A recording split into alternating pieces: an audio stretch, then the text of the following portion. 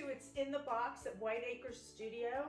I'm Cynthia, and I'm going to be working with you today to make a murder of crows. I know you've encountered that term because it's in every mystery novel that ever existed. We're going to be sending you 3 different pieces of wood that will become 3 crows. So I'm showing you the largest, I'm showing you the smallest, and this is where we're headed together. I think it's really fun at this time of year when you see scarecrows everywhere that we're going to make the crows, because those scarecrows don't work, you know that.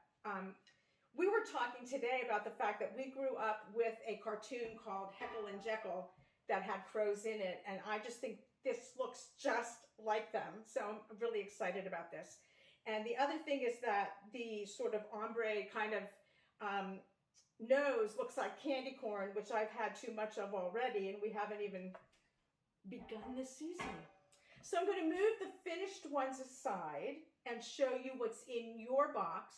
You're going to be working with paint, wood, and vinyl, and it makes for a really cool effect called a dirty canvas technique, which basically involves painting, putting the vinyl down, and then painting again and ripping the vinyl up. And we have our handy dandy sandpaper because, as always, we're going to distress a little bit so that it doesn't look so brand spanking new. So in your box, you have your makeup sponges that will do some of your painting. You have these to do larger pieces of painting. You have, as I said, the sandpaper at the very end you'll be distressing. You have embellishments at the end, some beads and some twine. And I'm going to take out the instrument that I need, the toothpick, that helps me bring up the pieces of vinyl. Here's your twine. And then you will have paint. You have white, which is where we start, and then you have your candy corn colors, and then you have your black, which is where we end up. So I'm going to put the little one aside. Remember, you'll get 3, okay? I'm going to use the largest one today because that would be the easiest way for you to see what we're doing. So we're going to be painting the front of this white. When we go to the step that is black, then you would actually do your edges because this is a shelf sitter and you're going to want those sides to look nice. All right, you ready? Let's make a murder of crows. So we're starting with white. I'm just making sure I've got all the sort of, dust that comes from cutting wood. And we're going to paint this whole thing white. I don't know if anybody else eats candy corn. I know there's big debates in America about candy corn. But I personally get addicted every fall. And I've seen advertised all different kinds of candy corn, caramel apple, chocolate. I'm just a plain old, it tastes like sugar candy corn kind of girl.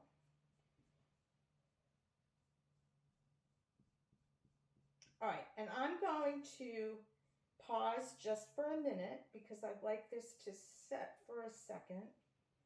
And then I'm actually going to give it a second coat. And that's my opportunity to tell you that we finally have fall weather here on the mountain. We've had a really unseasonably hot and sort of humid autumn. And so it's finally starting to feel seasonal with some breeze and some leaves falling and what my son likes to call Spooksville. I don't know where you live. I hope you have some climate going on that makes this really feel different than summer.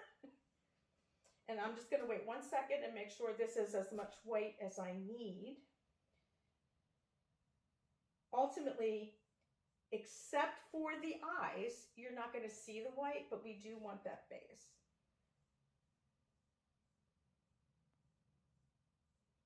And I think I need to actually wait for this to dry in order to not have things smear. So we'll just pause for a second and I will then add the next step, which is to place the vinyl, which will be my eyes.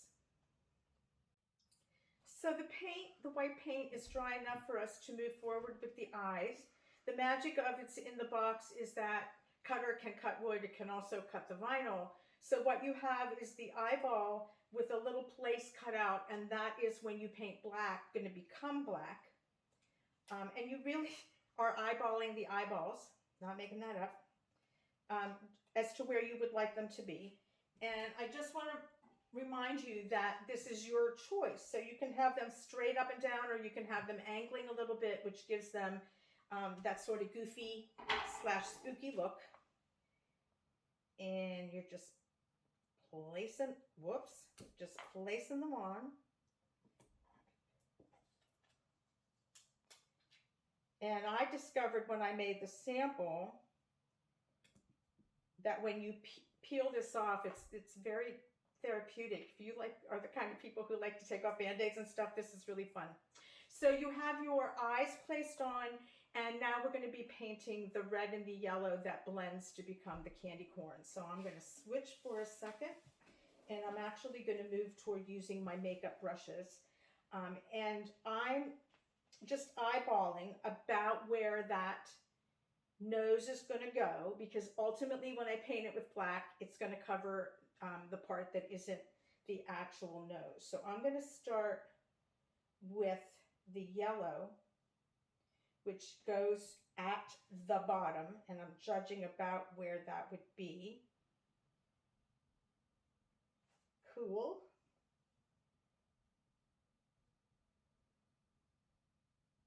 And then I'm going to switch to the red and start at the top and come down into the yellow. And depending on how much mix you want, you can just, oops, so I have to fix that.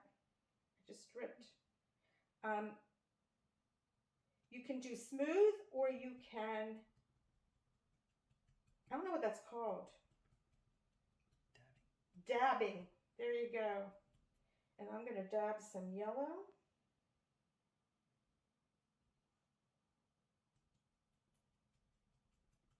Oh, coolness. Great.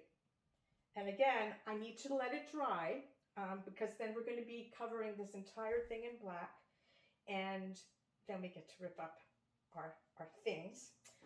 This is going to go right on top of this. So I'm going to lay this on here and make sure I have paint that goes down far enough. And I actually think I want to go a little further down.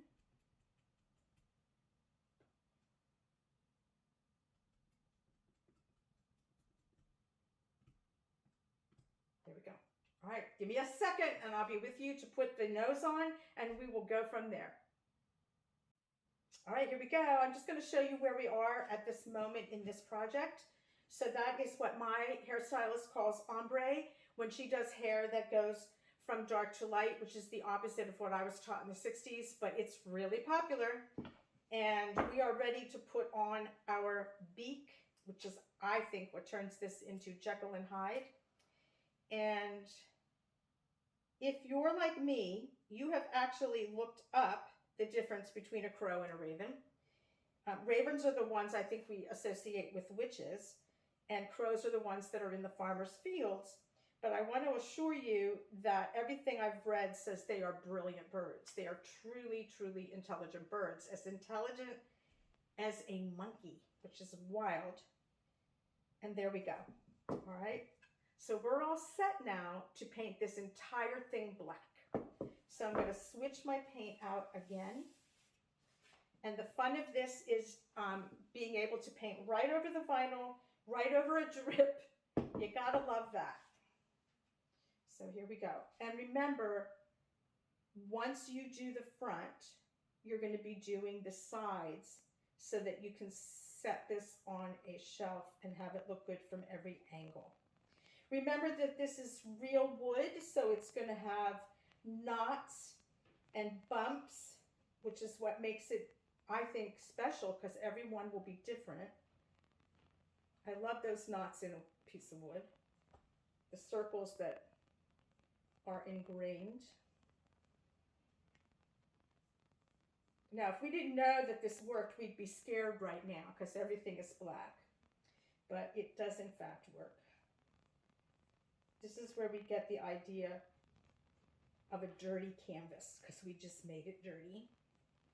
And now I'm going to do my sides. And you can do this however you want. If you choose to do it without picking it up, then you're going to want to make sure you're painting on, you know, a slop sheet.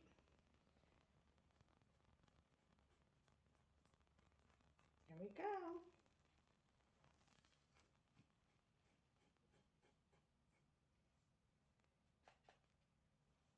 The shape is cool because when it's just black, it looks like a little house.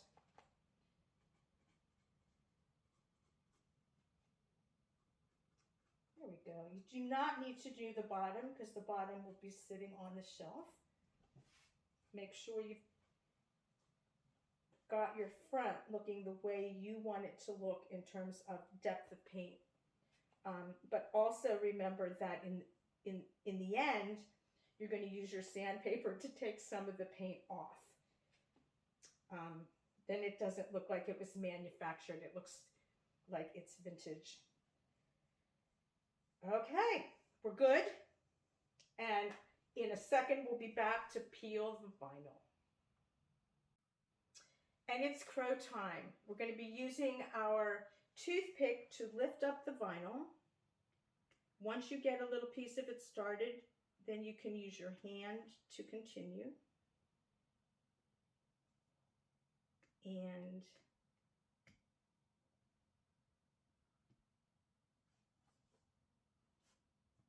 I find that really satisfying. And you got 2 eyes to peel.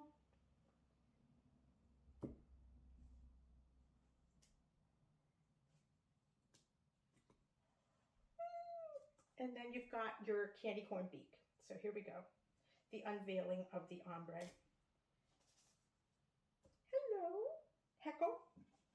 So let me show you where we are. Okay. And there's that gorgeous matte black that we're going to destroy now. Here we go. Going to take our sandpaper, and again, you can take as much off as you want. I realized with my sample that I left my paint a little more saturated than the first sample that was made, and it really is a matter of taste. So you might notice that when you pull your vinyl up, you've already started that distressed look, but your black is where you're going to really want to go in. And one of the things I realized is that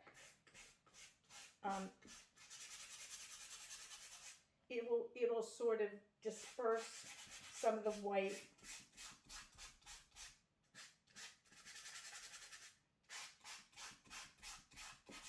And again, I find this really satisfying. I don't know why it makes me so happy to turn something brand new into something that looks like it's old. But it does.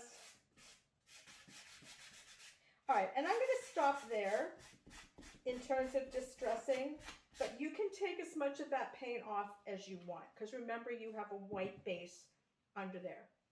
And I wanted to show you one thing in a sample. Got a handy dandy table here.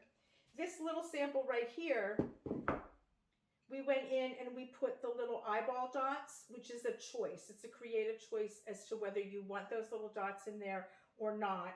I'm personally going without them. I'm not sure why, but I think I kind of like it without them. So I'm to the point now where I'm really just embellishing my crow. So you have a piece of twine that you're going to be wrapping more than once. So I'm going to start in the back.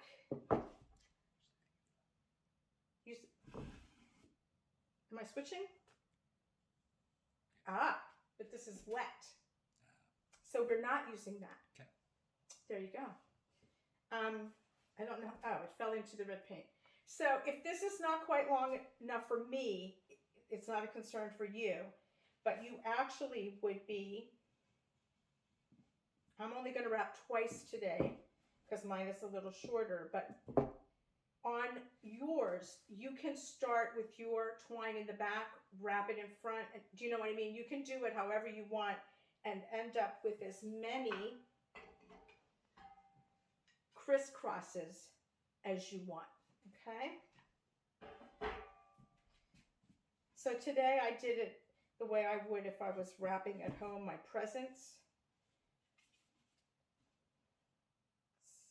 So it's crossed in the back, and then it's going to cross over in the front.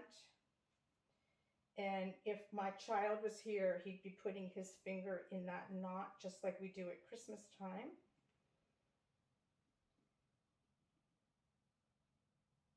There we go.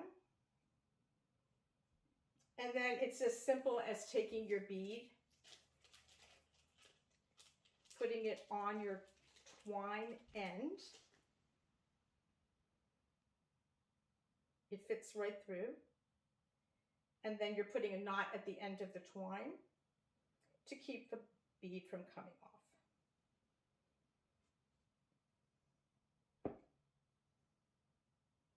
There's one.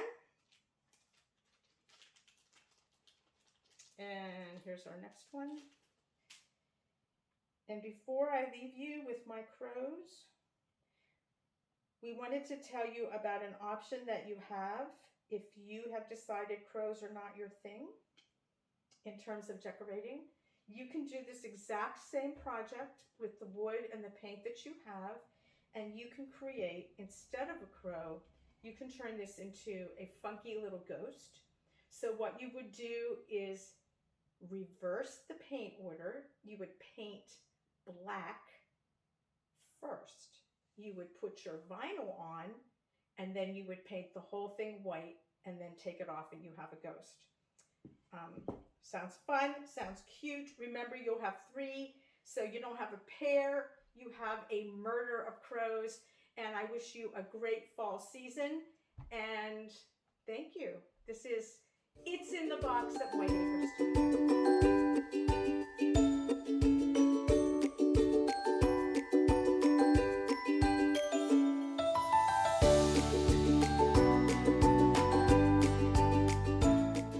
I mean, I was looking freaking magical.